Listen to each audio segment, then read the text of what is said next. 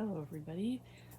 So I recently watched Bianca from Be with Tourettes, one of her YouTube videos about COVID and her Tourette's and kind of how she's been coping with it. Now, her Tourette's causes her to rip off masks, lick things, do lots of stuff like that. It's quite severe, but it was a really good example of how a lot of people with medical conditions that they can't wear masks feel really shamed for it. Now, obviously, there are a lot of scared people with COVID, and there are a lot of people that immediately see somebody with a mask and assume that they're an anti-masker or they just don't believe in them, which in some cases is fair. There are quite a few people who just don't believe in masks and will let you know that they don't believe in masks, so I get that's why people would immediately assume that. But honestly, it can create some really awful situations like Bianca showed in her video. Since she can't wear masks, she said that she tries not to go out because it does stress her out more and in turn makes her tics worse.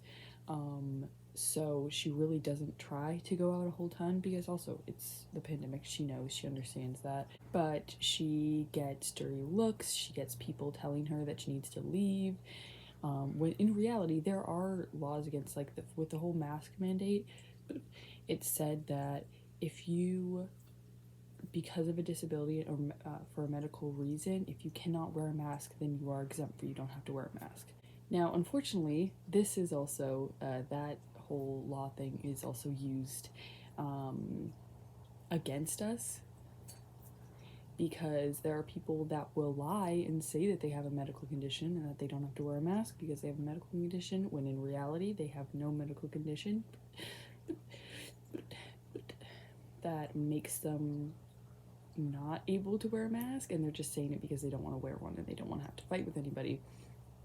And so in turn, when you deal with those, I work in retail, I work with a lot of people, so when you deal with people that you know are lying, and it's very obvious with how they're acting, they're very entitled, they're very angry, they're, when you ask them any other questions, it's very like, oh well actually this, oh well actually, you know, whatever. I have yet to meet somebody who actually has a disability that requires them not to wear a mask. And I know that it's not like a thing, like there are lots of invisible illnesses. I mean, even Tourette syndrome, you can say that that's technically an invisible illness.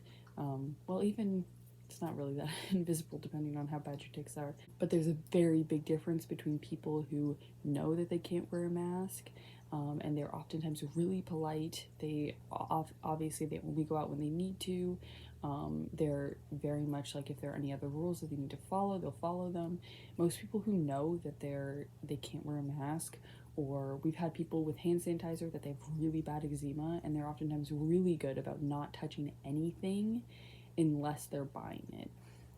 So it's really unfortunate that there are these people that come in and lie about having medical conditions or disability, and it makes it harder for the rest of us to come in without a mask, because obviously there are people that are not great and lie about it. So I am very lucky that I can wear a mask. I do work in a retail job, so I have to be wearing a mask the entire day, except for, you know, when I go off, I eat in a separate area away from anybody, so I can take off my mask then. But other than that, I have to wear my mask the entire time. It was actually hard to start wearing a mask, but I practiced for a really long time. And after a while, I just got used to it. I've been working there for almost a year now. I started pretty much at the beginning of the pandemic. So really, like, I've gotten used to the fact that, like, I have to wear a mask. But again, it was difficult at first. Yeah, I just basically had to practice with it on. But there are people that just can't. Like, Bianca has tried multiple different options, she tried multiple different things, and her tics oftentimes have her ripping it off her face. Also, people with Tourette's oftentimes have comorbidities that can include sensory issues. And for people, a mask can be a sensory issue, which causes them to completely be overstimulated, have meltdowns, and that would also, I believe, be a disability that would exempt you from wearing a mask. Now, one of the plus sides. I'm not going to say it's a positive because really the pandemic has not been positive in any way. But one of the things that I actually find most helpful with the mask is that they hide a lot of my facial tics. So when a mask is all the way up to here, all of my mouth stuff is completely covered. And since a lot of the time my hair is near my eyes and over my eyebrows, a lot of my eye tics as well are covered. So I've gotten a lot less stares. Wow. I've gotten a lot less people like wondering what I'm doing because they can't see. And obviously, even if you have any sort of vocal tics as well, depending on how routed it is, people may not know it's you either. I actually have heard a lot of people with Tourette's saying that that's something that they kind of enjoy about having to wear a mask. It's the fact that you can have a lot of these tics and nobody knows that it's even, they can't see that you're taking under your mask. But it's also interesting because I've gotten tics that relate to masks. So ones where I move down my chin and it moves down and then I push it back up really quick. So it like moves down, up, moves down, up. And I've actually started doing that tic sometimes when I'm just not wearing a mask because I'm so used to doing it because basically every single day I'm wearing a mask for 8 hours. And so every so often I'll do it and I'll be like, oh God, I don't have a mask on. Why am I doing this? So it is very interesting to see everybody's like different. Wow. Wow. Everybody's different perspective on kind of how they're dealing with it. Some people, like me, since I have very mild tics, I can go out, I can do certain things, I can wear a mask without it being a major issue. But then there are other people who are really struggling because they really can't go out and they don't want to go out because it stresses them out. They don't want to get anybody else sick. Bianca's very lucky because I mean, if I'm correct, I believe Australia has next to no cases right now or active cases right now, and have been really good about lockdowns when they need to go into lockdown. So really, she's been quite lucky with, I believe, not having to wear masks because there's no active cases. But one of the things that's also made really difficult is the fact that support groups that would usually be going on right now, camps that would usually hi, that would usually be going on right now are not going on right now because obviously because of COVID. I know Camp Twitch and Shout, I believe, is still happening. I am planning in the future to be a camp counselor there. I don't think I'm able to go this year because it's in the US and I don't think I would be allowed to travel. I don't really want to be traveling right now anyways. So I think I'm going to wait until next year to hopefully see if things have gotten a little bit better and safer to travel. But I do know that they're being really safe with all the campers getting COVID tests, all the counselors getting COVID tests, everybody there is getting COVID tests before they come in.